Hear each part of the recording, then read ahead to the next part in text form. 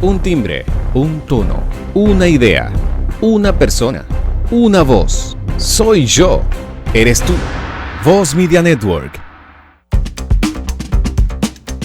Los conceptos emitidos en este programa son de exclusiva responsabilidad de sus comentaristas.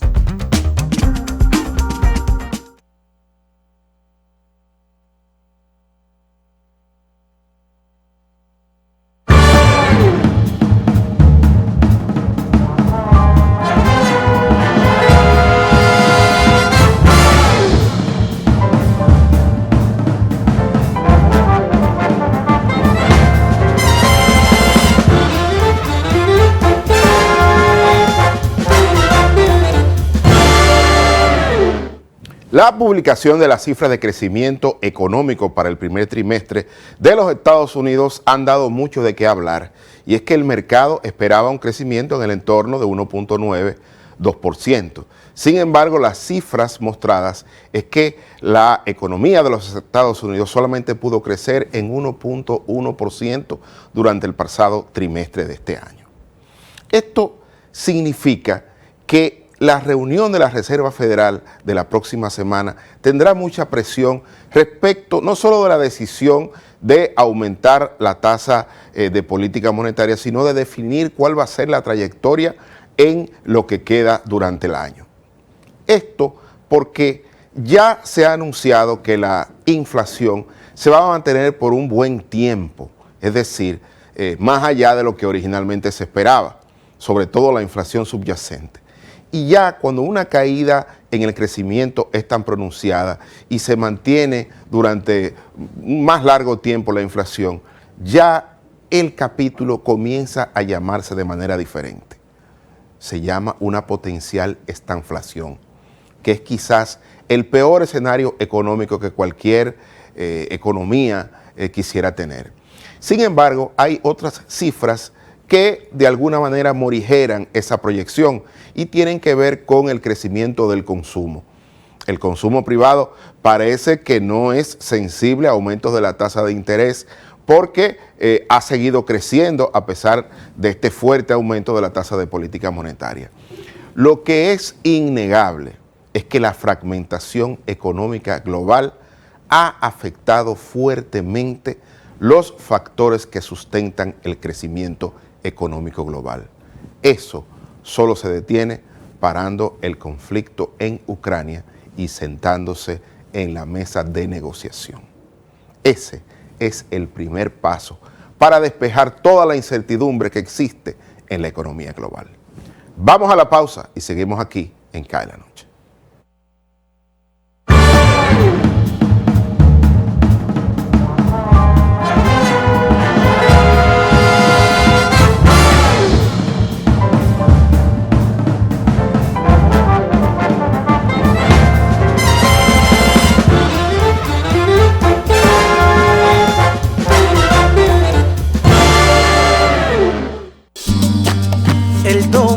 Para seguir apoyando el crecimiento de nuestro talento y de nuestra gente. Banreservas, el banco de todos los dominicanos. Sí, sabemos lo difícil que es manejar un centro educativo y administrarlo con las herramientas inadecuadas puede traerte cientos de inconvenientes. Lidiar con admisiones, finanzas, calificaciones, registros y avisos suena como una tarea complicada. Sin embargo, todo esto y más puedes resolverlo de forma sencilla y rápida gracias a SAS. Con SAS, todas tus operaciones educativas y administrativas se vuelven más rápidas, eficientes y seguras. Conecta a tus docentes, personal administrativo, padres y estudiantes en una sola plataforma y gestiona todos sus procesos de forma ágil y automatizada. Cualquier persona puede manejar la plataforma gracias a su diseño amigable e intuitivo. Y si necesitas ayuda, cuentas con un equipo de soporte especializado en tecnología y educación.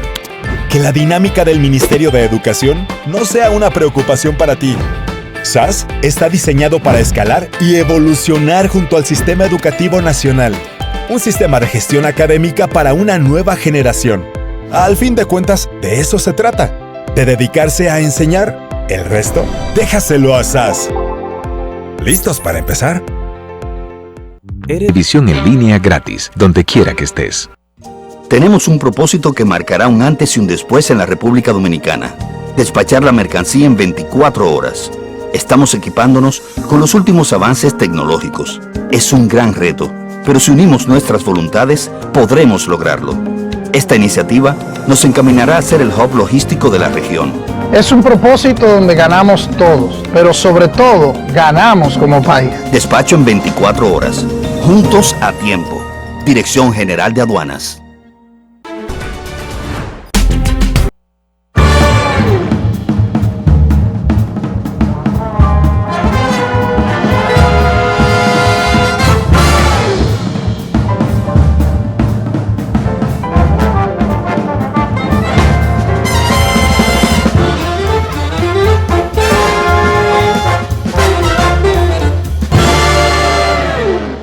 Y continuamos en CAE la Noche, la revista de economía y finanzas más completa que tiene República Dominicana. Como dijimos en la parte introductoria, la publicación de las cifras de crecimiento económico del primer trimestre para la economía de los Estados Unidos ha prendido algunas alarmas y ha llamado la atención. En principio se esperaba un crecimiento en el entorno del 2%, 1.9%, pero que haya sido efectivamente un 1.1%, está hablando de que hay un proceso de ralentización de la economía de ese país, a pesar de que el mercado laboral pues sigue, parece sin enterarse, aunque algunos analistas hablan del hecho de un cambio generacional que se estaría produciendo durante este y el próximo año en Estados Unidos, que explicaría no un aumento de la demanda por trabajo, sino una salida esperada hasta cierto punto de personas que ya entrarían en un espacio de jubilación y saldrían de la vida laboral activa, y que se necesita pues nuevas plazas que sean llenadas con personas, ¿verdad?, mucho más jóvenes. También el hecho de que la pandemia haya desalentado a muchas personas a volver al mercado laboral, pues también abre hoy la posibilidad de que siga rápido, incluso aumente el salario para hacer más atractiva la contratación de nuevas unidades o de nuevos trabajadores. Digo todo esto porque de verdad que algo está pasando en la economía de Estados Unidos que ya va a poner mucha presión sobre la reunión de la Reserva Federal este próximo 3 de mayo, la semana próxima. Entonces, vamos a ver, señor director, la primera lámina para ver un poco, no solo la publicación, sino la trayectoria de lo que ha sido el crecimiento económico de Estados Unidos durante los últimos trimestres. Y aquí estamos viendo cómo desde el trimestre anterior hasta el trimestre de este año, el primero, fíjense que había sido de 1.1% y el anterior había sido pues mayor a un 2%.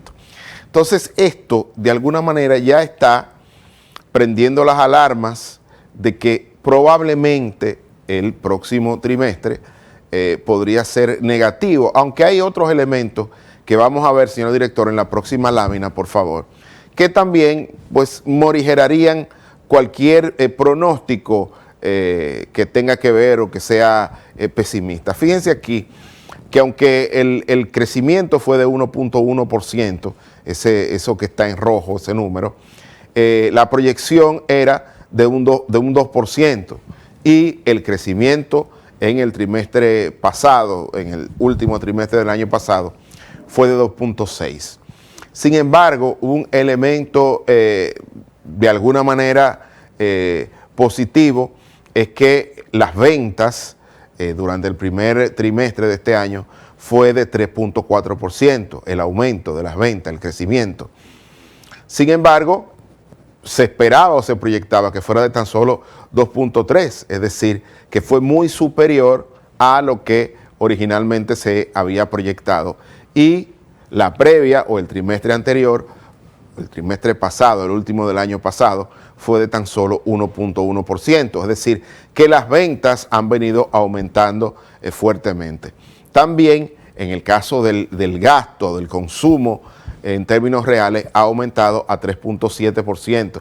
Y eso es lo que de alguna manera ha puesto al mercado a decir, bueno, no necesariamente el hecho de que el crecimiento haya sido muy por debajo de lo esperado, significa que el próximo trimestre va a ser menor, sino todo lo contrario, porque estamos viendo que las ventas crecieron por encima de un 3%, un 3.4%, y el consumo en términos reales está creciendo en 3.7%. De verdad que eso llama mucho la atención. Vamos a seguir, señor director, con estos comentarios respecto de lo que está pasando en la economía de Estados Unidos. Fíjense que aquí, y voy a usar esta lámina de Robin Brooks porque me parece que es sumamente educativa respecto de lo que ha estado pasando. Fíjense esa línea negra que es el consumo, cómo el consumo ha aumentado y ha aumentado a unos niveles por encima de lo que existía previo a la pandemia. Pero cuando uno ve el caso, por ejemplo, de la inversión fija, se ha retrocedido y está más o menos igual que el consumo, pero fíjense que la inversión en términos residenciales se ha desplomado, ha caído en este primer trimestre del 2023. Entonces aquí hay un aumento del consumo, que es lo que podría empujar el próximo trimestre el crecimiento económico de Estados Unidos. De verdad que son unos números que hay que verlos, hay que analizarlos, porque cuando tú vienes a ver sectores que antes se movían en el mismo sentido, en la actualidad no necesariamente se van a mover igual. Porque, repito, todo este tema de la fragmentación está afectando a los factores, la productividad de los factores que sustentan o intervienen en el crecimiento económico. Y eso es un tema que hay que mirarlo y hay que ver, y a los analistas cada día se les hace más difícil proyectar, porque detrás de todo esto hay una decisión geopolítica que lo está afectando. Entonces es difícil proyectar cuando de repente mañana surge una nueva sanción, hay una declaración fuera de lugar, ya sea de Putin, ya sea de Xi Jinping, del propio presidente Biden. Actualmente en Estados Unidos hay una discusión en el Congreso respecto del aumento del tope de la deuda, que podría por primera vez en la historia Estados Unidos caer en default si no se llega a un acuerdo, si no se aprueba este aumento del tope de la deuda para el verano, para ya junio, julio de este año. Vamos a seguir, señor director, con la próxima lámina para ver la trayectoria del consumo. Fíjense ahí el consumo privado en términos reales, cuando lo compara con la trayectoria previa al COVID, es superior actualmente. Y fíjense que aquí es una tendencia larga, desde el año 2000 hasta este primer trimestre del año 2023. Es una tendencia bastante larga y está hablando de que, oye, a pesar de que usualmente cuando aumenta la tasa de política monetaria, la tasa de interés, pues el consumo tiende a caer. Entonces lo que se está viendo es que la gente se está endeudando para consumir más en Estados Unidos. ¿Hasta qué punto eso es sostenible con un aumento de la tasa de política monetaria? Eso habrá que verlo. Lo que sí es que en la próxima reunión de la Reserva Federal de los Estados Unidos hay muchas cosas en juego. Hay un menú de opciones, porque también alguien podría decir, bueno, pero si está aumentando la tasa de interés y la gente se está endeudando para consumir, aguas abajo, cualquier aumento en el impago podría afectar a los bancos, sobre todo a los bancos más pequeños, a los bancos regionales, que se han visto ya afectados por la caída de sus activos financieros, porque ha caído en términos reales el valor de los bonos del Tesoro, sobre todo a 2 años. Porque el aumento de la tasa de interés, recuérdense que lo único que hace es afectar el valor de los bonos, porque son títulos de renta fija.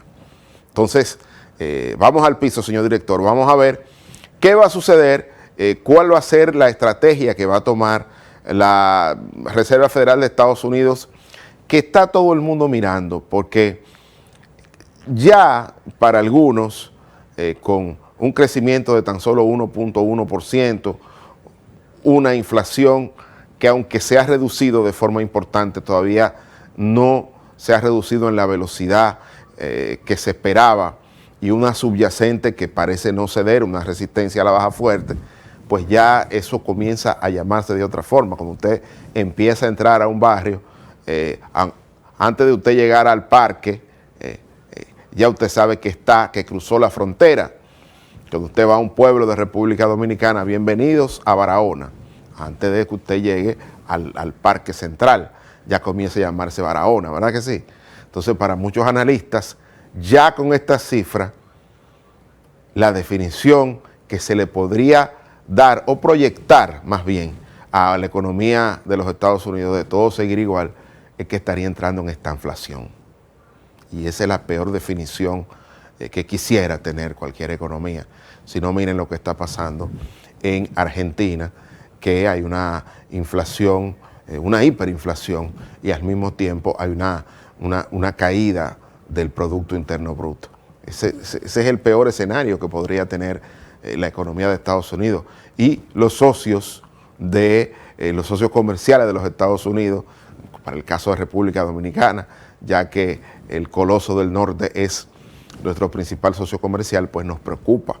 De allí vienen casi 10 mil millones de dólares de remesa en los últimos años. Y eso sí afecta el consumo doméstico. En un proceso donde las expectativas de crecimiento han sido revisadas a la baja, prácticamente en todo el mundo.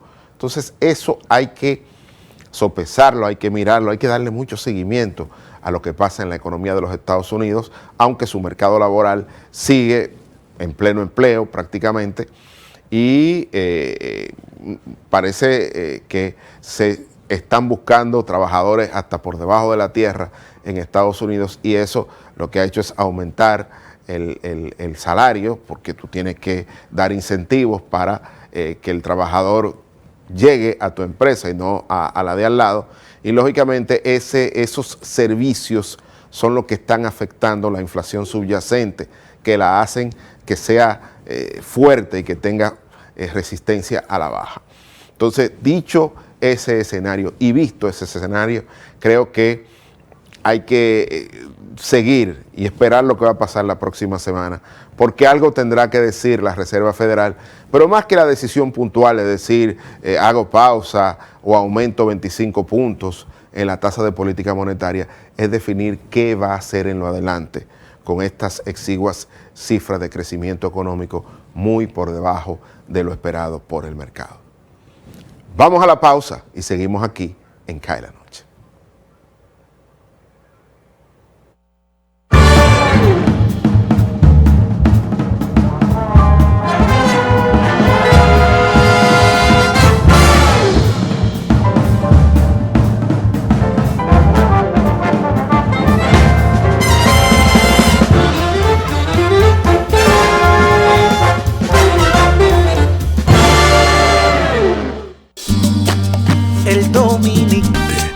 Banreservas, el banco de todos los dominicanos.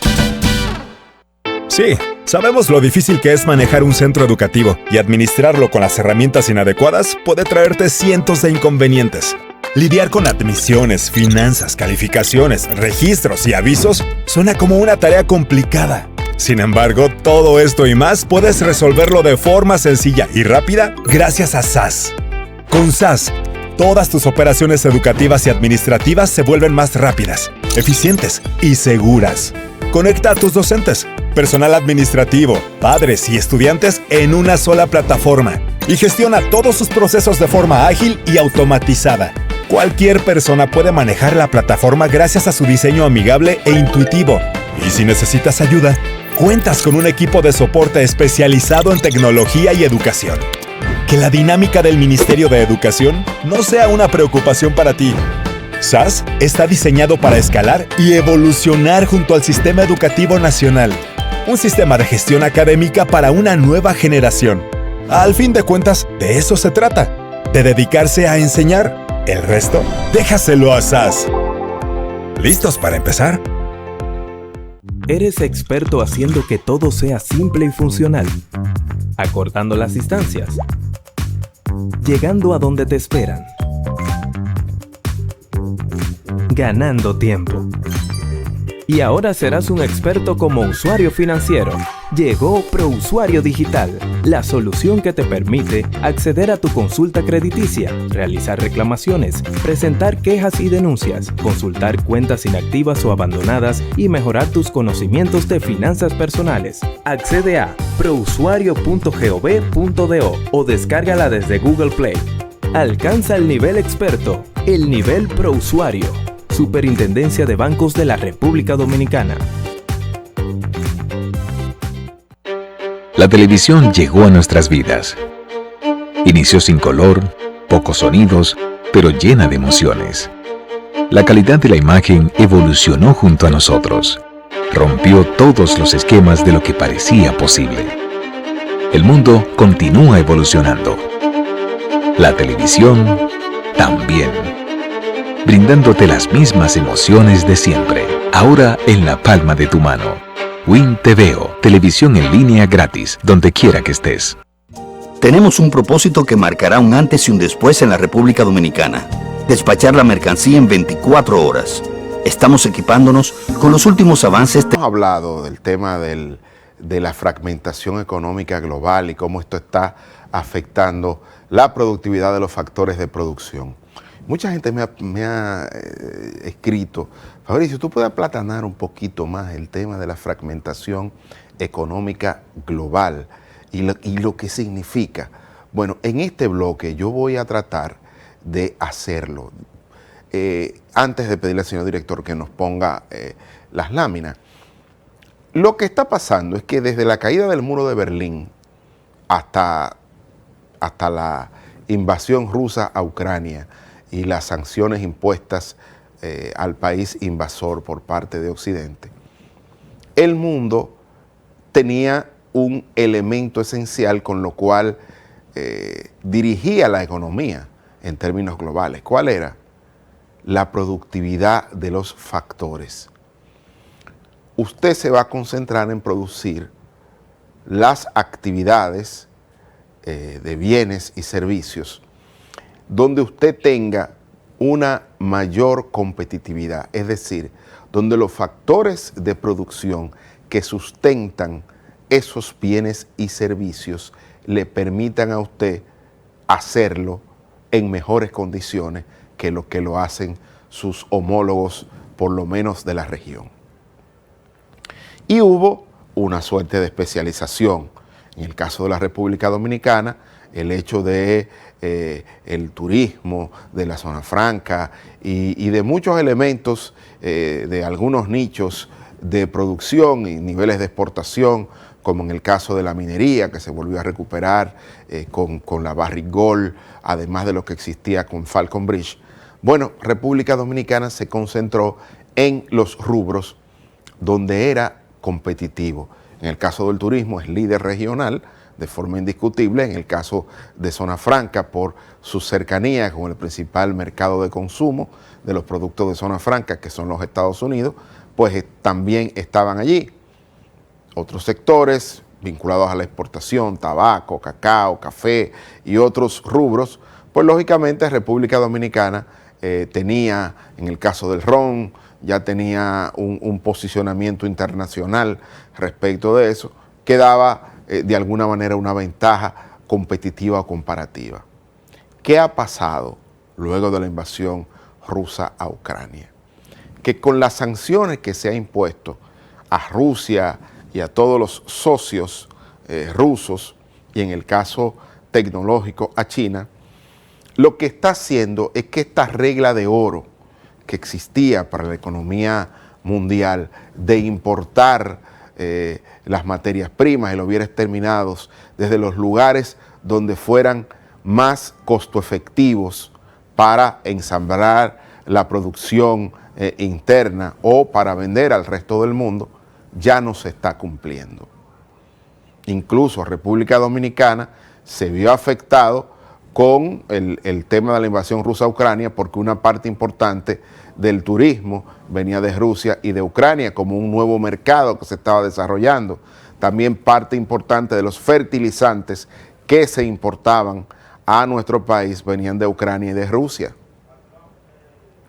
Y ha habido que buscar otros suplidores a precios más altos. Entonces, esta fragmentación, que lo que está haciendo es prácticamente produciendo dos bloques, uno en Asia, liderado por por China y por Rusia, y también por la India, y otro en Occidente, liderado por Estados Unidos y por Europa. Pero ¿qué está pasando? Que ahora un país como República Dominicana no puede importar bienes y servicios de los países que tienen sanciones, porque va a ser mal visto por su principal socio comercial y por todo Occidente. Entonces, ahora el tema de colocarse cerca de los principales, digamos, puertos de los mercados más grandes del consumo, el famoso nearshoring, funciona parcialmente, porque ahora no tiene tampoco que ver el efecto distancia luego de las sanciones. Más que nearshoring, ahora se llama friendshoring. Es decir, ahora yo le compro a quien tiene una identificación ideológica conmigo, no al que vende más barato. Ahora yo le compro al socio ideológico primero, que después de ser mi socio ideológico es también o de manera paralela mi socio comercial. Y ese no necesariamente me está vendiendo los bienes y servicios que yo requiero para mover mi economía a los precios más baratos. Entonces, aguas abajo, ¿qué pasa? Que ese aumento, esa pérdida de productividad, la reciben mis factores de producción, ese deterioro, y aguas abajo, mis consumidores tienen que comprar a más altos precios. Vamos a ver la primera lámina, señor director, para ir entrando en este tema. Miren lo que está pasando con la fragmentación de la inversión extranjera directa. Y es que los flujos de inversión extranjera directa en sectores estratégicos difieren según la región, y China está perdiendo participación de mercado. Está perdiendo participación de mercado, lógicamente, porque una parte importante de los países occidentales, a la cabeza de Estados Unidos, le ha impuesto sanciones a sus inversiones, al igual que lo ha hecho Europa. Y ahora Latinoamérica se está convirtiendo en un gran receptor de inversión extranjera directa de China, que ya tenía presencia en países como Argentina, como Brasil y como Chile y Perú, y que ahora está buscando acercarse a Estados Unidos a través de alianzas y de inversiones en el territorio de México, que es el gran ganador de las sanciones en China, porque dentro del Tratado de Libre Comercio de América del Norte, hoy es el mayor beneficiario porque sus exportaciones han crecido hacia los Estados Unidos. Vamos a seguir con la próxima lámina, señor director, para ver qué ha estado pasando con este tema del el friendshoring o el nearshoring. Miren aquí qué interesante esta lámina del Fondo Monetario Internacional, que dice que la inversión extranjera directa, se dirige cada vez más hacia países con afinidad geopolítica. Entonces, fíjense aquí, distancia geopolítica y distancia geográfica.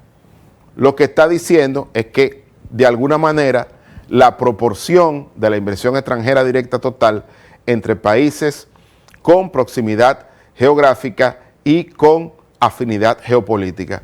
Fíjense la afinidad o la distancia en términos geopolíticos. Miren qué alta está, por encima de un 50%.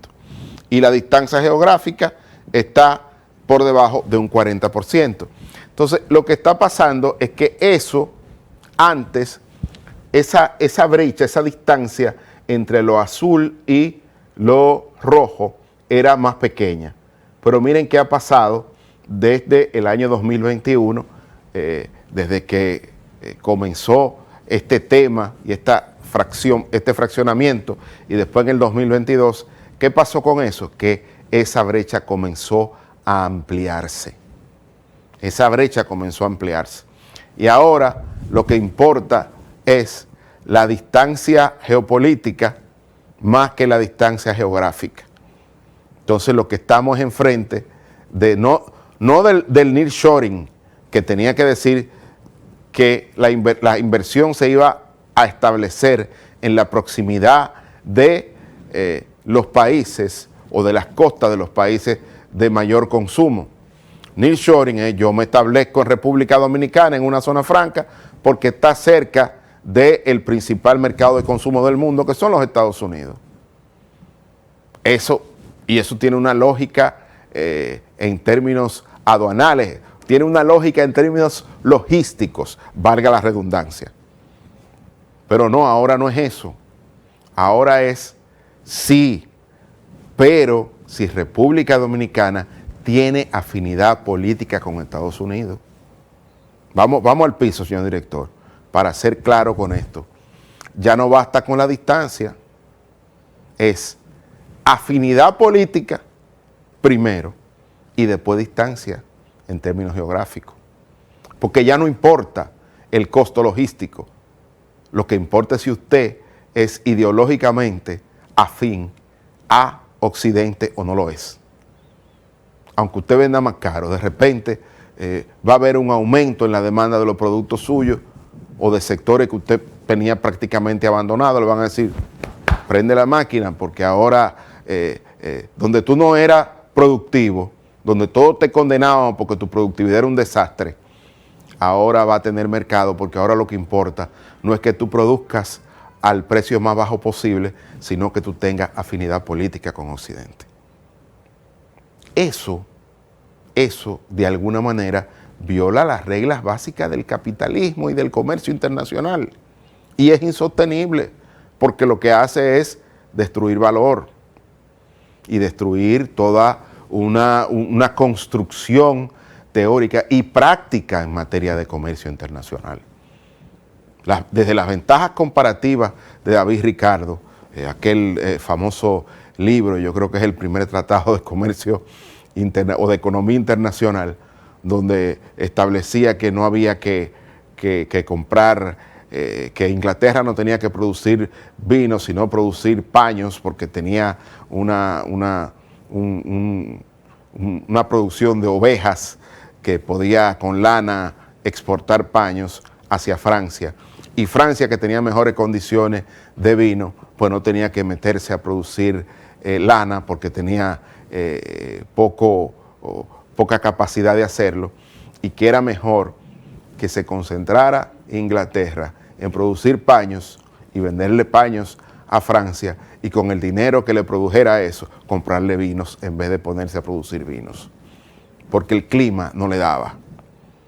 Desde ese momento, desde las ventajas comparativas y todo el desarrollo teórico de eso que ha dado pie a esta expansión del comercio internacional, de repente la geopolítica lo ha comenzado a desconocer sobre la base de que este es mi aliado y aquel no.